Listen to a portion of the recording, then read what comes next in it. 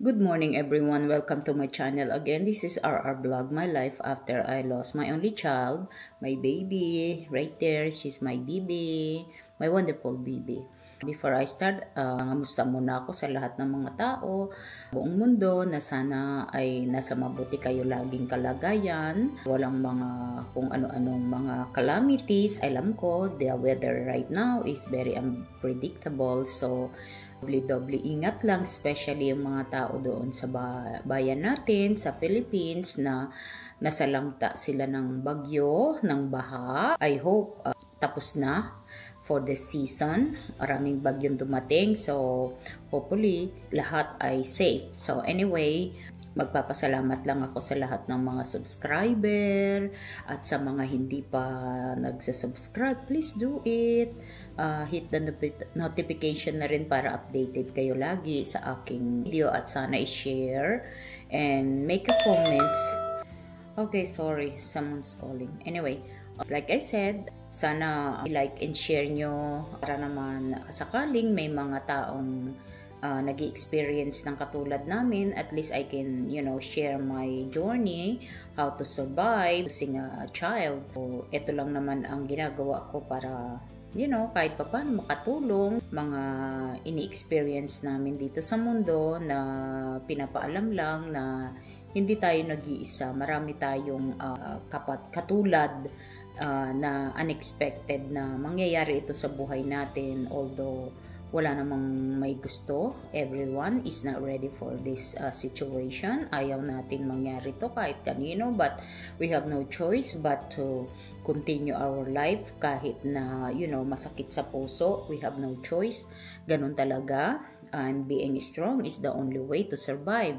Anyway, ang topic natin about, yung mga ini-experiment ko sa buhay ko, how I am going to survive with this loneliness, the sadness, and everything, yung mga anxiety and depression.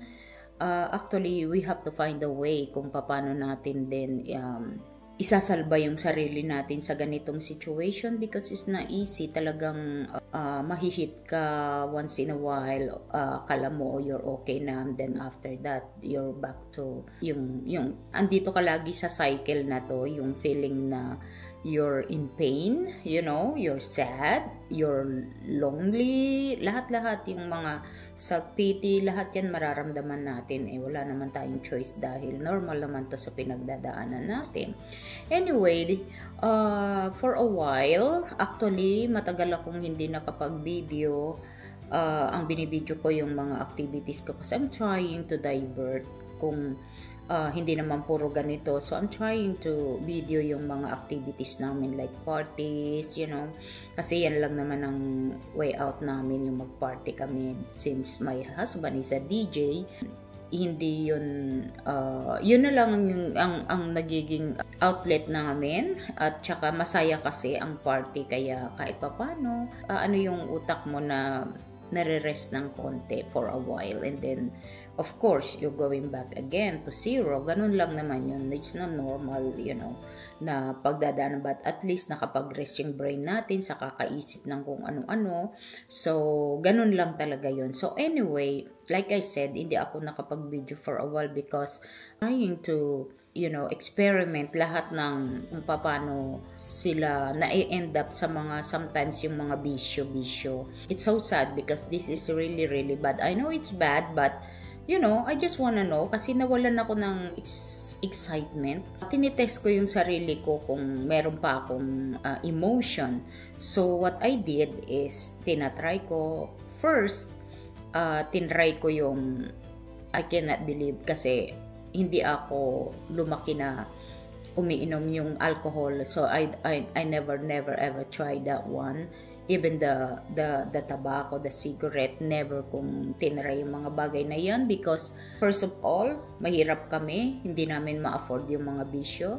Second all, alam kong nakikita ko yung mga taong nagiging chain smoker, yung mga nagiging alcoholic. Kikita ko na it's not a good, not a good idea na itry mo yung mga bagay na yan. But since kami nasasaktan.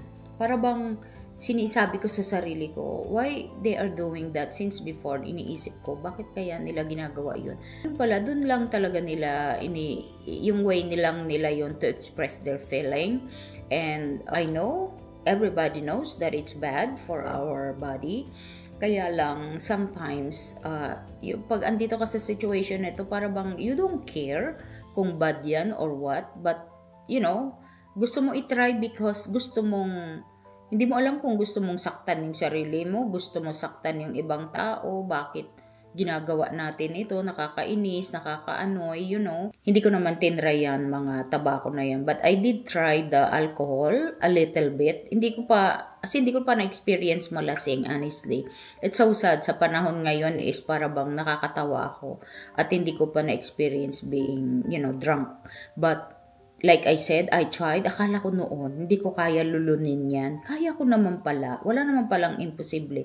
Pero, ang nangyayari sa akin, siguro dahil, paano naman ako malalasing? Konti lang naman ang iniinom ko. Yeah, but the thing is, naramdaman ko, na-try ko, alam ko kung ano yung lasa, pero the feeling, still the same. Hindi ko naman na-experience yung something na siguro dahil nga hindi ako nalasing. So anyway, tinry ko lang, kaya ko lang, hindi ko lang kaya yung mga beer. Hindi ko, yung amoy pa lang yan talagang I can't. So anyway, na-try ko, I'm so proud to myself, na-try ko kung anong lasa ng mga yan. So okay lang ako, I'm fine with yung mga wine, whiskey, na-try ko. I can't imagine na makakainom ako ng whiskey, but it's chat, yung mga ganun lang. But anyway, it's not me. I don't like it. So, I stop. Hindi ko yun yung type ng kung gawin. Gusto ko lang mablank. Kala ko pag uminom ako, mabablank ko yung utak ko. Hindi ko na maiisip yung kung ano-ano. But, hindi pala. Ganun pa rin. The same pa rin. At saka, walang effect sa akin. So, nagbo-wonder na ako sa sarili ko kung bakit wala na akong emotion. So, it's another na tinry ko na I know it's really bad, na hindi ko sinasuggest na you try it kasi it's not good, first of all, dahil hindi talaga maganda. Anyway, yung casino, I tried na mag-casino. So, naglalaro naman ako before, pero I know myself na it's not me. I did try, nanalo pa nga ako one time yung pinang-uwi ko ng Pilipinas, but after that hindi na ako bumalik sa maglaro. Pumupunta ako sa casino, but I don't usually play. So, ang sabi ko sa sarili ko, hindi yan yung gusto ko gawin. At saka during that time na nanalo ko, andito pa yung anak ko. So, marami pa akong excitement sa buhay, marami pa akong gusto gawin. Ayoko ma-end up sa mga ganyan because I was thinking about my daughter, kung malululon ako dyan. But anyway, this time, since I know wala na yung anak ko, wala na akong iniisip, I don't care kung ano nang mangyayari, maghihirap ako or, magiging talamak na sa akin yan. I don't care, parang ganun na ako. So, the reason I tried because gusto kong ma-feel kung meron pa akong emotion. So, I did try. So, for a couple of times na bumabalik ako doon, honestly, siguro mananalo ko 1-2 beses, pero parang 10 beses ako matatalo. Para bang, hindi ko maintindihan kung bakit ang tao, they keep doing that. But anyway, which is totoo, I cannot argue about that. Talagang very excited ka pag naglalaro ka actually. Especially pag, nananalo o natatalo ka, nagiging tension lahat. Kasi talagang honestly nakakatawa ang buhay. Ang tao pala, maaalala mo yung Diyos pagkakailangan mo. Matututo kang magdasal ng every time na sana manalo ako, sana mahit ko to, ganito. Imagine mo, kasi every time you say na gusto mo is a prayer, like everybody said, pag you keep thinking about it, you keep saying it, parang prayer yun na sana mangyari, So anyway, nagkaroon ako ng emotion na i-excite ako sa kakapindot ng slot machine. Hindi naman ako nagsusugal, hindi ko alam yung mga table. I have no idea kung paano yan. Pero sinasabi nila, you play sa table kasi mas maano ang pera dyan, matagal ng konti, hindi katulad ng ganito. Pero it's a big money pa rin na ibebet mo. But anyway, hindi ko natututunin yan. Anyway, like I said, natuto ako na-feel ko yung excitement. So, para bang sa akin, I don't care. Basta nararamdaman ko na i-excite ako, nag-enjoy ako sa ginagawa ko. Win or lose, I don't care.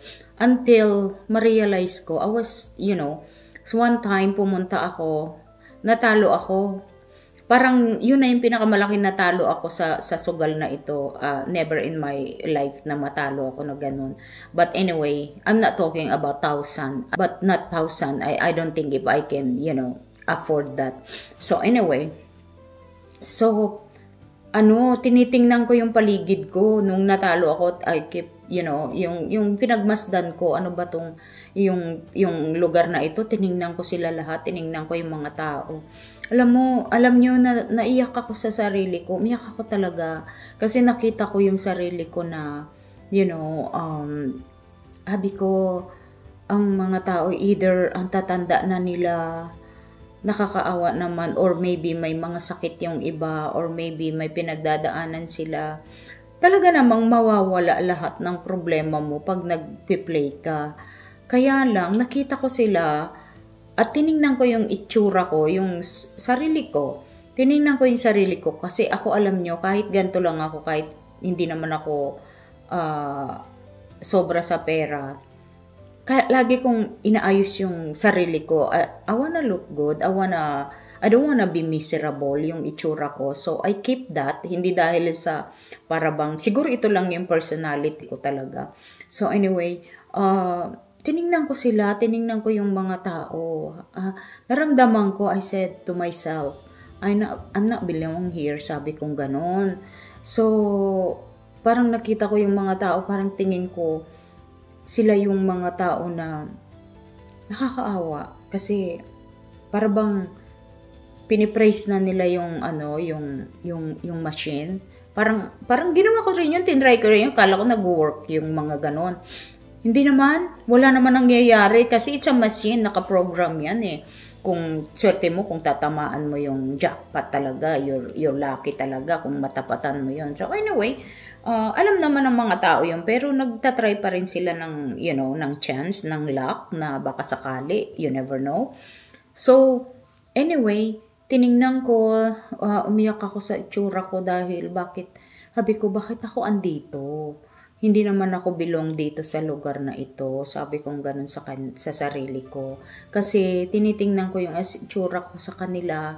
Talagang ang dami talagang miserable talagang mga itsura na. Pero hindi ko naman nila lahat na ganun. Kasi may mga tao naman, they can control themselves. Kaya ayoko namang i-criticize at ayoko rin namang i-suggest sa inyo yung gusto nyo gawin. That's you and this is me too. So anyway, sinabi ko sa sarili ko yon. Sabi ko, no, this is not good. This is not, At saka every time I did something, I was doing, I was planning to do it. I always ask for my babies, give me a sign kung talagang I'm good with this, kung ano tong iniisip kong gawin. So, parang ang sagot sa akin ay, ilang beses ka na ba nanalo? Puro talo ka naman, Since, hindi naman ako expert na katulad ng iba, but I don't know kung nag-work yung talagang expert sila or what, or just lucky lang. So, anyway, yun ang nakita ko sa sarili ko. So, kinausap ko yung asawa ko na sabi ko sa kanya, I think, I have to stay away from this place kasi hindi ito yung gusto ko gawin sa buhay ko. Parang eventually magiging lalo ako miserable. Lagi kong sinasabi sa sarili ko, ayoko maging miserable kasi, first, ang lungkot naman na naghirap ka for couple of years na magtrabaho and then magiging miserable ka. Dapat di ka na lang nagpakamatay magtrabaho. Tapos, isa pa, iniisip ko yung anak ko, hindi niya ito yung mga bagay na gusto kong gawin. Gusto niya ako mag-enjoy, but I don't think na this is the way para mag-enjoy. It's so sad because naawa ko sa mga taong nahuhook up dito sa mga ganitong bisyo. Talaga palang mas masahol pa to sa lasenggo sa yung alcoholic. Kasi yung alcohol, hindi ka mag-spend ka man unless na bumili ka talaga ng mga alcohol na super mahal. Talo ka na doon, para ka rin nagsugal. Pero ito, ang bilis ng pera. Minuto lang, not even a minute, ubos na agad yung whatever you have, especially kung lalakihan mo yung taya mo. Okay, kasi yung iba nagtitake chance na magtaya ng mas higher para mas malaki yung kabig mo, mas malaki yung price mo, yung pag na-hit mo nga naman yung grand, yung sinasabi nilang jackpot is talaga naman, siguro pag na-hit ko yun, hindi na rin ako aalis magsugal. I'm gonna stay there forever. But the thing is, good thing hindi ako nanalo kasi otherwise, mag-i-stay din ako. Kasi ang dami ko nakikita and I can tell myself, malululong ako at saka makikita ko kasi wise ako I know, common sense para bang, kung aaralin ko, siguro mag-workout pero ayoko nang umpisahan kasi ayoko nang ituloy at kasi alam kong masama, alam kong hindi maganda, especially napakahirap matalo honestly. Naramdaman ko na nga matalo nang mawala ang anak ko talagang durog na durog ang puso ko at wala akong kaya nagtatry ako ng anything, mabuti, masama, pero I'm so glad na ginaguide ako ng Diyos at saka hopefully yung anak ko andyan lang, ginaguide ako na wag akong malulong sa ganitong mga bisyo kasi first, hindi ko ma-afford yan. Yung pension namin is only yung mga benefits lang, the social security at may konting ipon na I'm pretty sure na kung isusugal ko yan, yung isang buwan is ubos na yon. So, it's not good, diba? Kaya sana sa mga taong nagsasaktan, nahihirapan na katulad ko, hindi magandang i-dare nyo yung sarili nyo sa mga ganitong bagay kasi it's not good. The only thing na pinagpapasalamat ko, my husband is very supportive. He never, saying anything negative na, I was doing this. He always na andyan sa sarili ko, supported siya sa lahat ng ginagawa ko. Kahit na binabalatoan ko siya pag nanalo, hindi naman yun ang point, but the thing is hindi siya yung tao na stop mo na yan, ganito. Ang sa kanya, ang the good thing na narinig ko talaga sa asawa ko na I'm so proud of him kasi sabi niya, alam ko hindi yan maganda kaya nga ayoko mag-join dyan, kaya lang doon ka happy, doon ka nag-i-enjoy, nakikita ko na excite ka sa ginagawa mo. So, hinayaan kita kasi hanggang sa kaya mo lang, yung advice niya lang sa akin, yung kaya ko lang ipatalo. Pero na-realize ko, I'm so happy na, at saka I'm so happy na hindi ako sinabayan ng asawa ko, otherwise pareho na kami. Siguro kung may sobra-sobra kaming pera, why not? Pero nakikita ko walang sobrang pera sa sugal, talagang itataya mo kasi nagiging greedy ka, you becoming like more and more yung expectation mo sa pagpanalo mo. Kasi dati manalo lang ako $5, so tuwan-tuwa na ako. So, na-double yun, na-triple yun, tapos more than na dyan, tapos, you still want more and more and more. Yun kasi yung instinct natin, yun talaga tayo, we're human.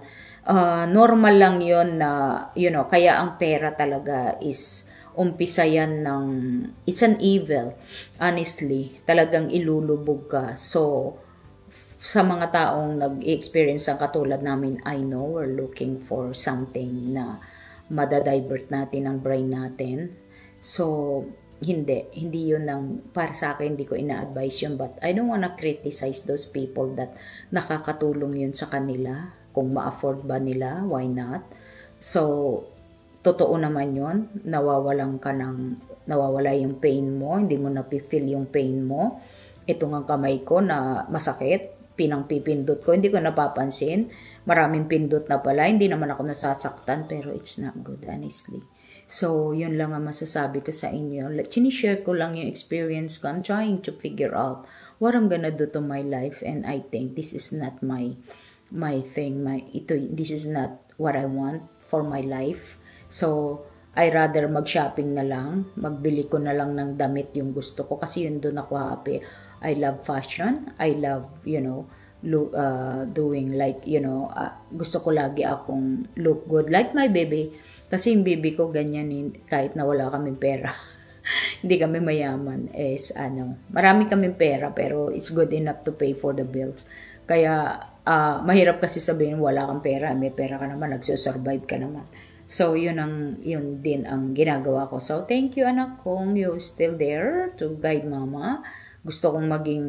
Ayoko maging miserable. I wanna look good all the time, kahit na ganito lang ako. Okay, so for now, ito na lang muna because I have to work. See, I'm working, honestly. Kaya marami pa akong ikukwento sa inyo sa adventure ko. Okay, so till next again. And once again, I would like to say thank you to everyone. Sa lahat ng nagfa-follow, please comment below kung, makipag-communicate kayo sa akin, and I'm willing to talk. Okay? Alright, thank you so much, and ingat lahat. God bless us all. Take care, everyone. Bye.